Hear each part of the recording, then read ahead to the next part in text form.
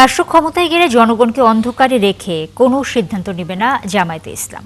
কোনো সিদ্ধান্ত বাস্তবায়নের আগে সংশ্লিষ্ট অংশীজনদের সাথে বসে পরামর্শ করা হবে বলে জানিয়েছেন জামায়াতের আমির ডক্টর শফিকুর রহমান। দুপুরে শাহরাপাড়ায় একটি রেস্টুরেন্টে ওষুধ ব্যবসায়ীদের সাথে মতবিনিময়ের সময় একথা বলেন তিনি। আপনি পেট ভরবেন কার জন্যে? আপনি তো এত টাকা খেয়ে দুনিয়া থেকে যেতে পারবেন না, পরেও যেতে পারবেন না, ভোগও করতে পারবেন না।